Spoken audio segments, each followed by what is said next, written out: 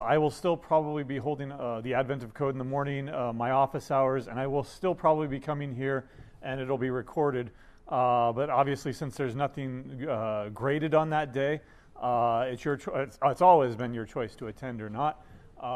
So if you want to watch the video after the fact, that's fine. But if I don't come, then we don't have that final review that we're going to do. And again, the format that's going to take is me bringing last semester's final exam, and we'll do it. We'll live code it right here. Of course, the first Advent of Code was done this morning. I will be continuing to do that throughout the week until Thursday. So the first 4 days of Advent of Code, those will all be available on YouTube. What we're going to do today, though, is finish up our discussion on databases by doing a short little exercise here. We're not going to be writing any SQL code today, of course, because we haven't learned any of it. But you're going to be learning SQL next semester if you take Computer Science 2, 156 or 156H. And you'll definitely work with this database again, but you'll be designing your own databases in several instances. What we're going to do is we're going to design a video game database that is a database to hold information about video games. We're going to be wanting to model games, publishers, and the platforms that games might be available on. For example, platforms, Nintendo Switch, PC, PS4, etc. And we want to keep it simple. So in the real world, there are lots of a particular game, like an A++ game or whatever they call them, AAA games, whatever they're called. They're going to have multiple publishers, multiple development houses, and they might be separate. There might be one publisher buys out another publisher or whatever. It can get quite messy. We're going to keep it simple, though. One publisher per game. Okay. However, games might be available on multiple platforms. So already the design that we've dictated here is going to be dictating the design of the database. First of all, semantics have dictated design here in that we want to model games, publishers, and platforms. It seems like each one of these is a separate entity. Therefore, each one of these is probably going to want to be its own table. And then we're going to want to relate tables to each other. Those two relations are outlined here. One publisher per game is what kind of a relationship between the game, say the game table and the publisher table? 1-to-1? So one game has at most one publisher, but one publisher could have many games, right? Unless they're an independent publisher, or they never got off the ground, they went bankrupt after their first game or something, and they only have one game, sure. But I don't even know any publishers. Nintendo has many gimes on their Switch, right, that they publish themselves. Who published Fortnight? That's the big one right now. What is it? Epic Games. So I'm sure that they have more than one game. What's a game other than Fortnite? Unreal Tournament. Okay, there you go. So two games right there published by the same publisher. And games might be available on multiple platforms. So again, Fortnite. Fortnite is available on just about every single platform, including the Nintendo Switch, I'm led to understand, which is what I bought for Christmas. And so we'll find out what exactly is available on there. So games might be available on multiple platforms. What kind of a relationship is that going to be then between the game table and the platform table? So one game can be on multiple platforms, but what about the other way around? Would it have been a wise investment to purchase the Nintendo Switch if it only had one game? No, right? Why pay $300, I think it was, for one platform that only ever has one game, right? So one platform can have multiple games. Take PC, lots of games available on the PC. All right? So this is our general design goal here. Okay?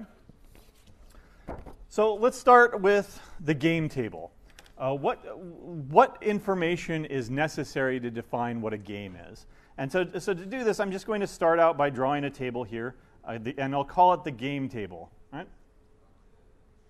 This table is going to hold information about, well, games. Right? Maybe hopefully I gave myself enough room here.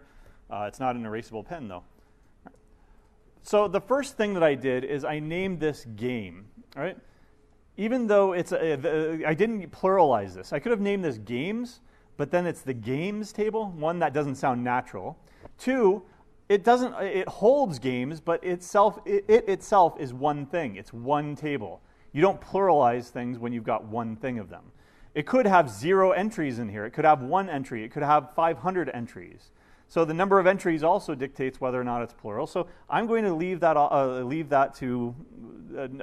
all of the problems that come with pluralizations off the table by following a simple and consistent naming convention of naming all of my tables singular. Right? If you don't, then what happens in English when you try to pluralize something? Always just add s? Nope. Sometimes it's add es. Sometimes it's change the y to I and add es. Sometimes it's an entirely different word. Axis, axes, right?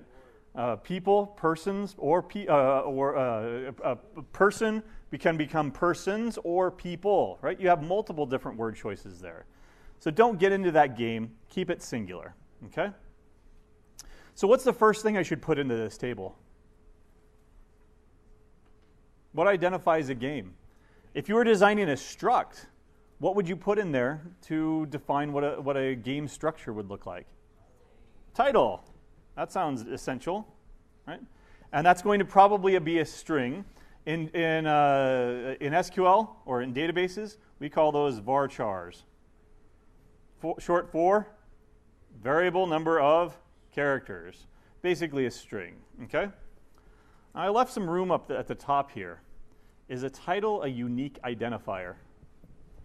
Probably not. I don't know of any, I can't recall off the top of my head any two games, completely different games that have the same title. Usually that's taken care of by copyright, and somebody sues and says you can't name your game that title. But it is what it is. But we want to be sure that we have uniquely identifiable games. So what uniquely identifies something in a database? What kind of key was that? Do you remember? A primary key, right? And for a lot, it'll just be an integer, right? What should I call that? Well, I'm going to follow consistent naming conventions here as well, and I'll call it game, capital I, lowercase d, game ID, right? Now, in the actual database that you work with, I believe that we call it something, or we use a different naming convention. Again, lots of different naming conventions out there. As long as you're being consistent about your naming convention, you should be good to go. You're not actually going to be designing the database anyway, nor any of the code that connects to the database and pulls stuff out, but you will need to use the API that we've written for you to get the game ID so that you can work with it, et cetera, et cetera. I think that's pretty good for now. What else might go into this table, though?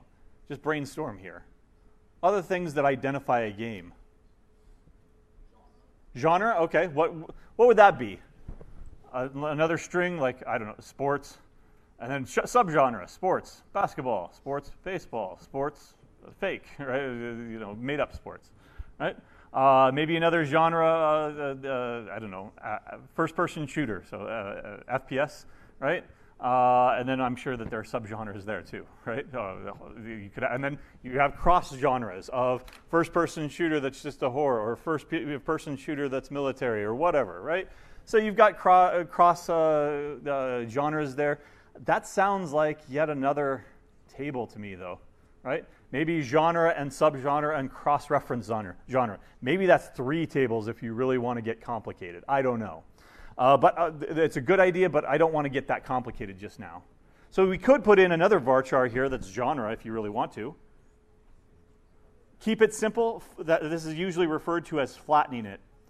So just by having one string variable here, that means that we're not going to be able to have subgenres or cross-genres or anything like that.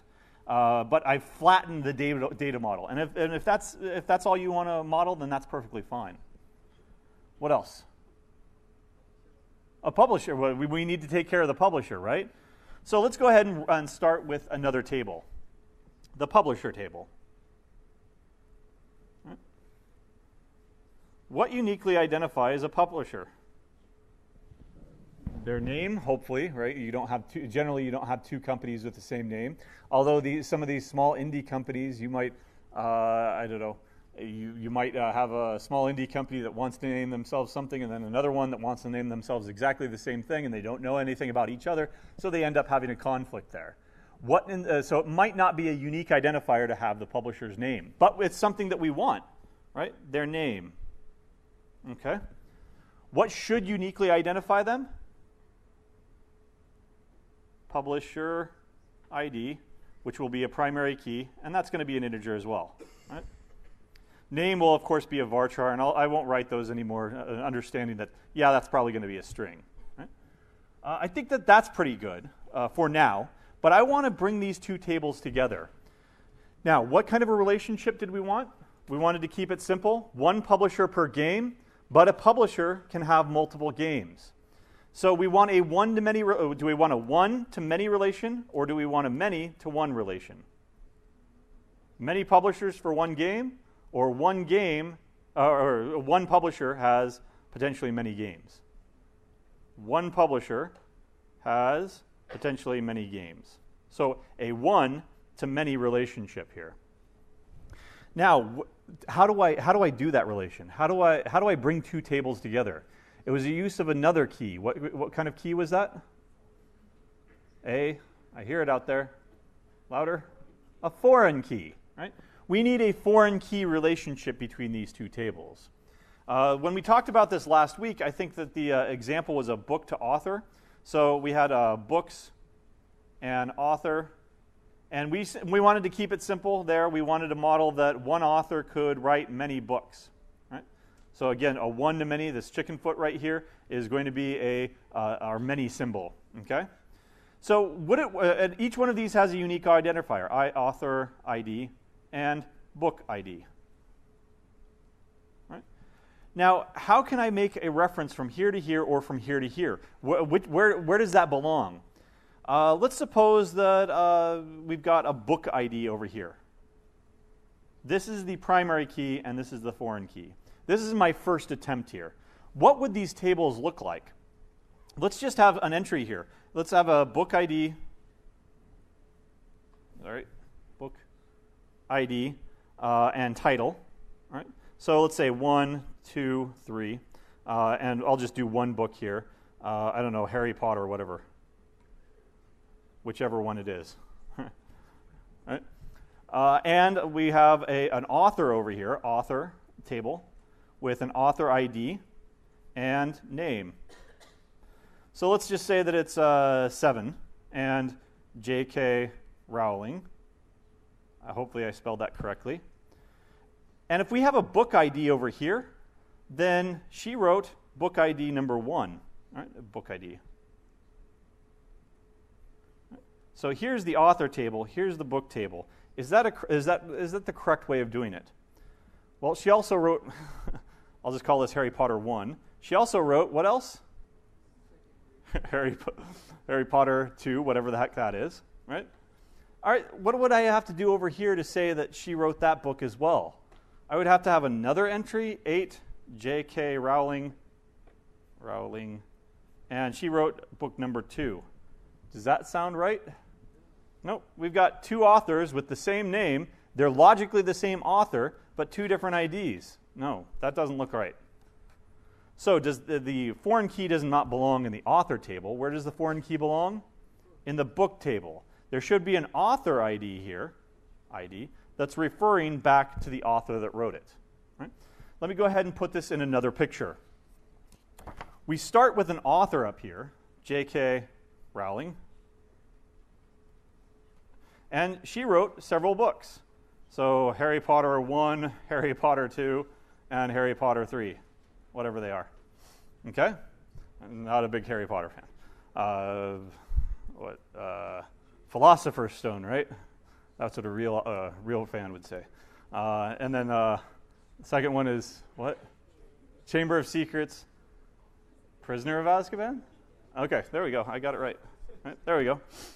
All right, so we've got a parent-child relationship here. J.K. Rowling wrote all of these books. You can look at this as the parent, and these are the children. We need a way for their children to refer back to their parents. So each one of these children, this is where the foreign keys go.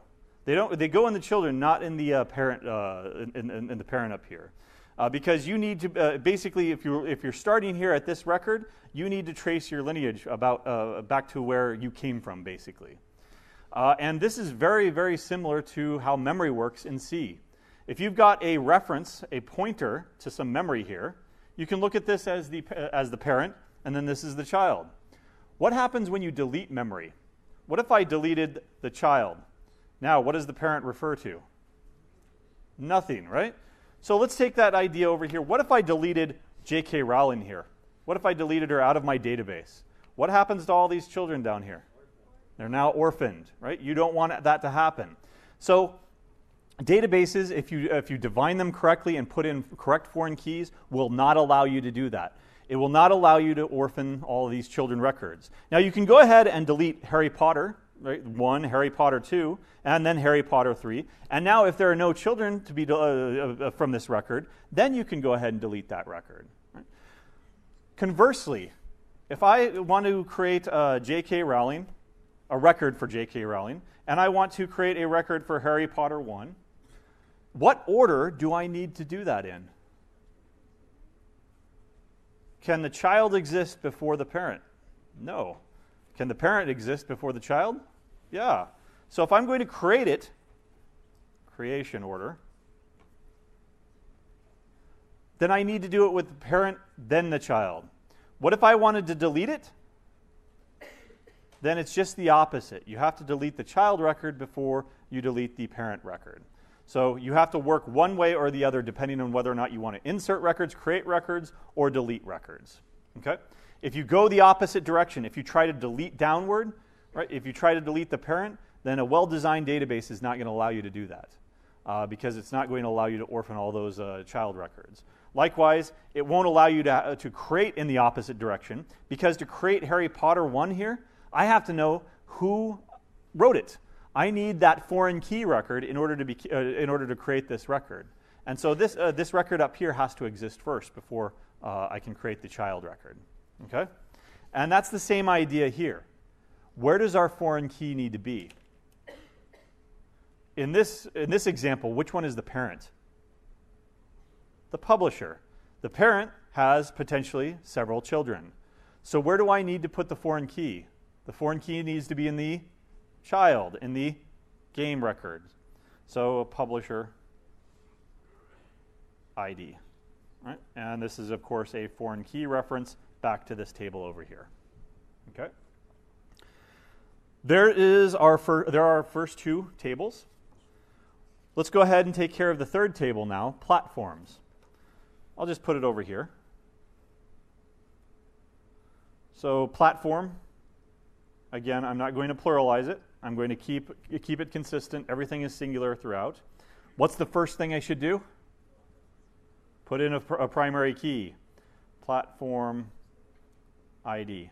Right? When you get into actual database design, that's always a good rule of thumb. The first thing you do with any table is you put in a primary key, not null, int, auto increment, and let the database handle it for you.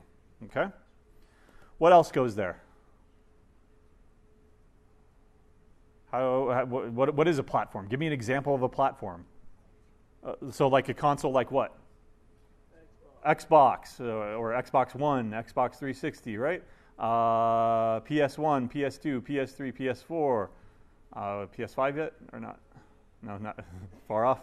I don't know. Is their VR, is that a peripheral or is that a totally different system? Totally different system?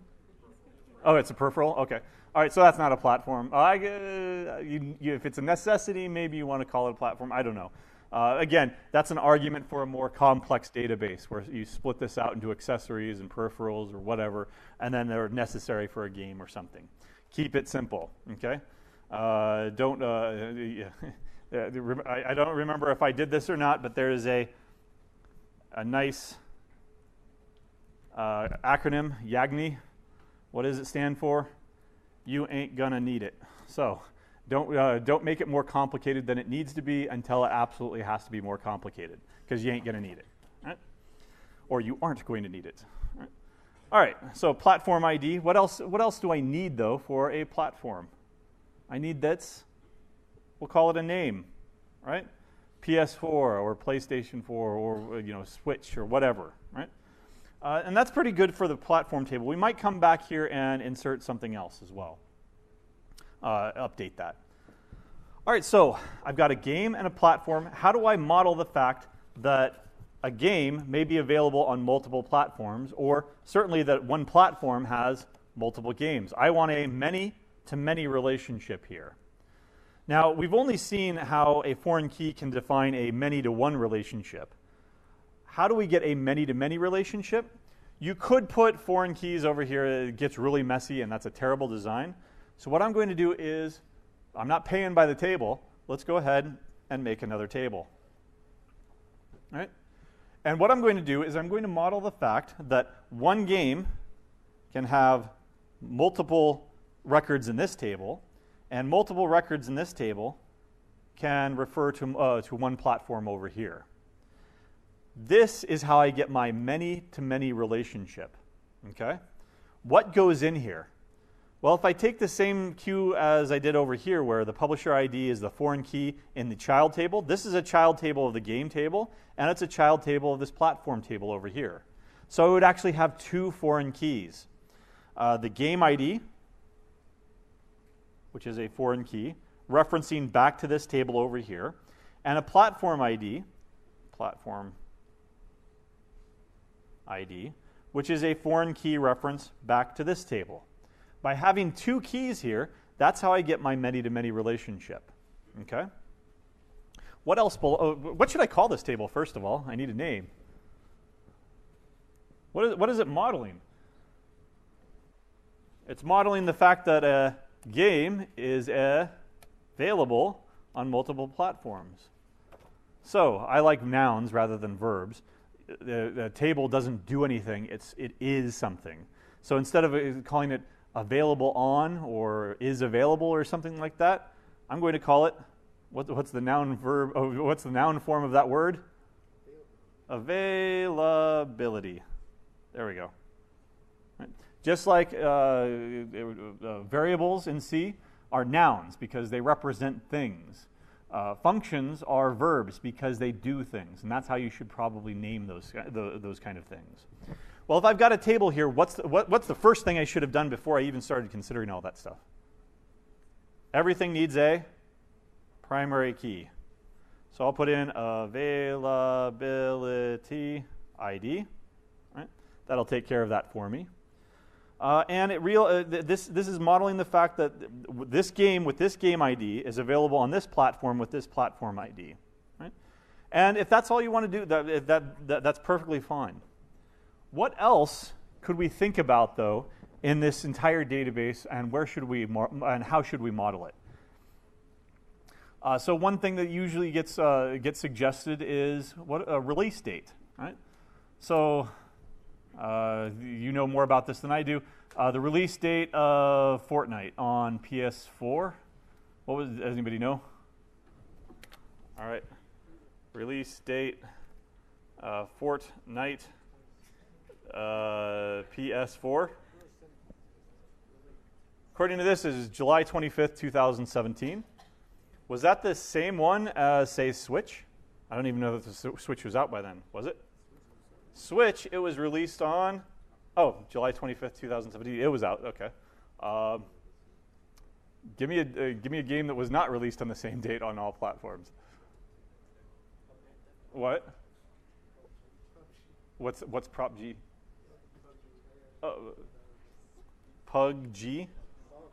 PUBG, release date, PS4. According to this, it was December 7th, 2018, Xbox One. According to this, it was March 23rd, 2017, so completely different years. Where should I put the release date in order to capture that idea? That one game could have multiple release dates depending on the platform that it's on. What if I put that over here in the platform? What if I put a release date right here? What does that mean? What is that modeling? That's modeling that platform was released on that day. What if I put it over here in the game table? What would that be modeling? A release date for a game implies that it was released on every platform on the same day. Right? So neither one of those sounds right. What if I put it down here in the availability table? That this game was released on this platform on this date. Release date. Right? Then you could have a different game on a different platform ID with a different, the same game with the same different platform ID released on a different date, just like PUBG, like you said. Right? So that looks pretty good. Let's make some observations about this.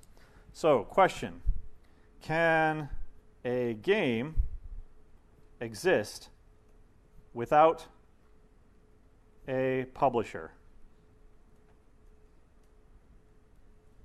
Yes or no? Can I put a record over here in the game table without a correct publisher record over here in the publisher table? No. Why? You've got a parent-to-child relationship. Even though I'm drawing it horizontally, it's got this parent-to-child relationship that you should be paying attention to. And so the child cannot exist without the parent. So the answer is no. What about the inverse relationship? Can a publisher exist without a game? What's the answer there? With this one? Yeah. You could have a publisher, they just haven't released any games yet. Or a publisher that has released games, but you just haven't put them into your database yet. Right? So, yes. Given these two things, if you want to insert a game record, what do you have to do first? Right? So the creation order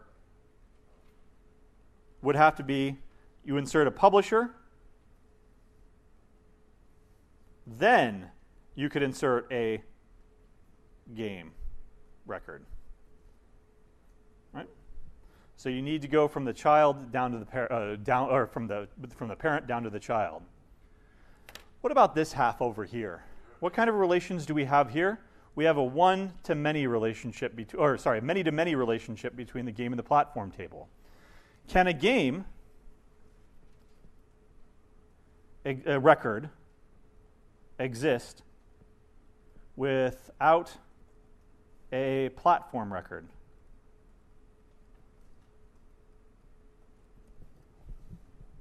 Yeah. Is this a parent of this?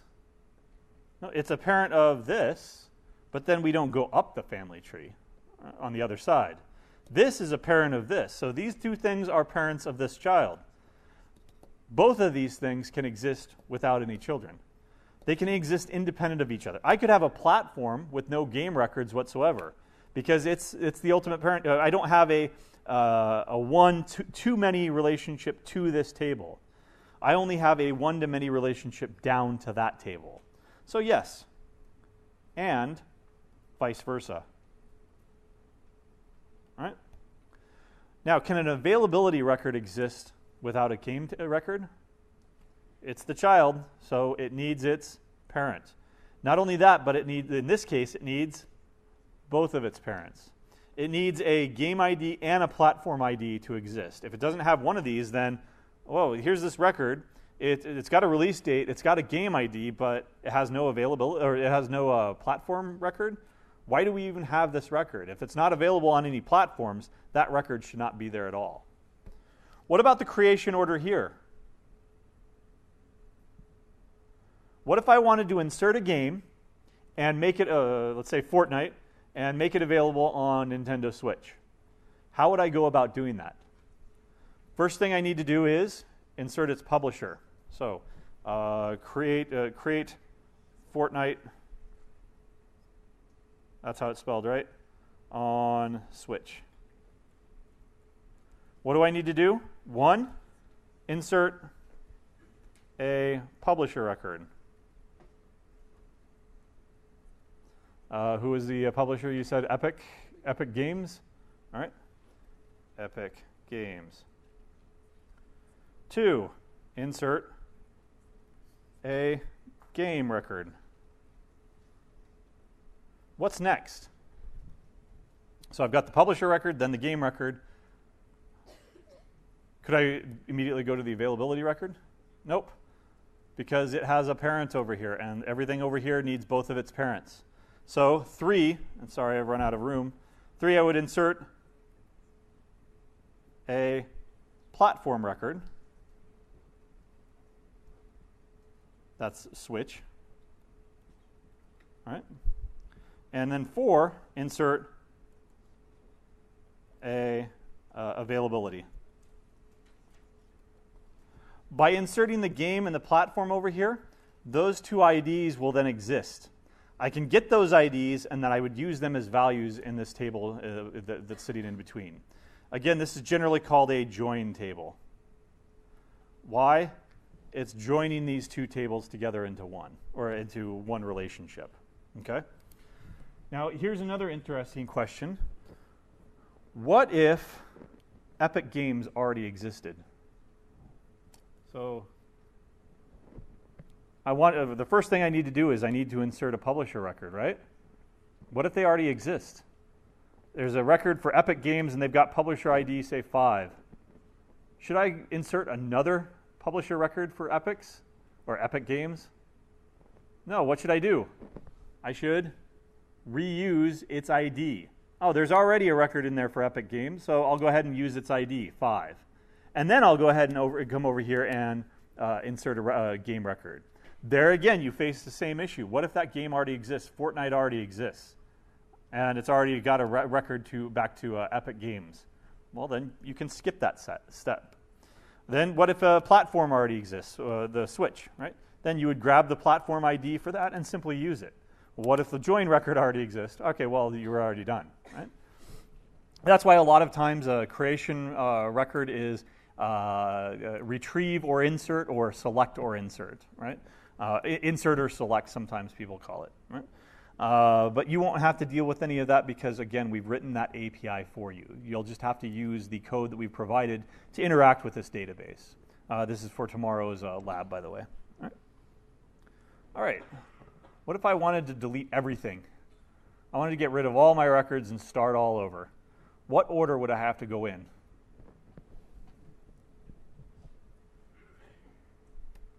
I just go backwards, right? I would have to delete all the availability records, at which point maybe I want to delete all the game records, right?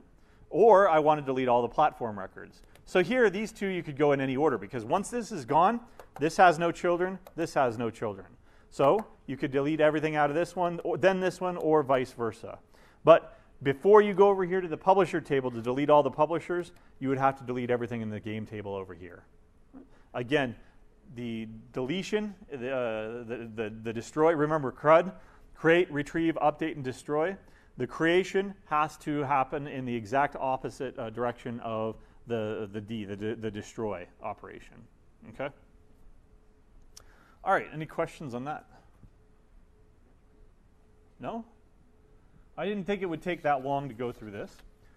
So any questions generally? No? Opportunity for review or anything like that? All right, so then we can talk at least a little bit about the final. It has been set. There are going to be 2 programming exercises worth 150 points total. All right. One is, I can tell you right now, one is worth 50 points. The first one is worth 50 points, and then the second one was worth 100 points. Okay? It does involve pretty much everything that you've done up to this point. Variables, of course, conditionals, loops, you'll want to write functions, use functions, file I/O. You can solve it however you want, but if you want to solve it correctly and fast and sensibly, you'll definitely want encapsulation. Encapsulation being another, in C, it's going to be structs, searching, and sorting. Right? Basically, you're going to be doing some data processing in that time. It's 2 hours. Open book, note, and required computer, because you will be live coding the exercise just like the midterm. You'll turn them into the web grader or web hand-in. You can run the web grader as many times as you want up to and even after the submission date, the submission time. Let me look it up just to give you the information too. I think it's on Thursday, but I'm not sure. It is Thursday, December 13th. Or December 13th. It is from 3:30 to 5:30 p.m. right here in Henslick. This is 124. Okay. The review, of course, will happen on Wednesday. All classes have been canceled, but I'll still be here in the morning for Advent of Code. I'll be here in the afternoon for my office hours, and I'll be here and show up for to do the review. Again, it'll be available via the VidGrid system. Any questions on the final? No? The best preparation that you've got, of course, is to at least come or watch the review on Wednesday. I would suggest doing some of the Advent of Code stuff, like I did this morning. I did day 1, so I'm 2 days behind. That's intentional. I don't want to give you a chance. I'm not doing it for the competition. Do as many of those programming exercises as you can. If you want to do something a little bit more straightforward, of course, the book has all of those exercises. I would be refamiliarize yourself with all of your code.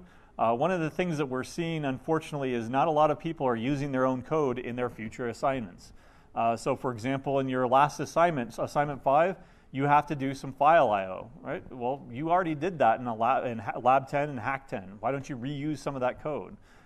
You've got a function there that will open up a file and return all of the lines as an array of strings, right? You reuse that code as much as possible.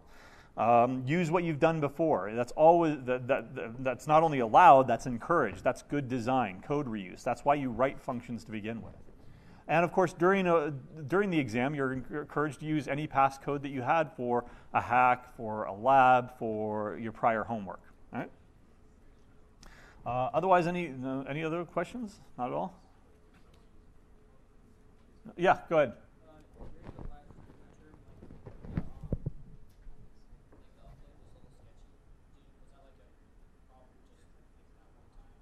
I don't know what output was sketchy. Well, I did notify, so that there was a problem during the midterm that there were too many at once. People just kept flooding it. I did talk to him about that, and he added some extra servers, not extra servers, but extra threads on the back end for the hand-in. Hopefully that won't happen again, but I've already told him that you're going to have to watch that for that 2-hour window there and reset anything that might occur. Yeah.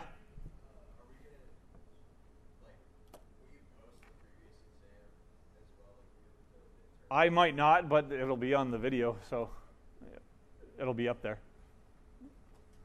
There will be starter code both in the old exam and in the upcoming final. Some starter code to get you started to use some of those functions.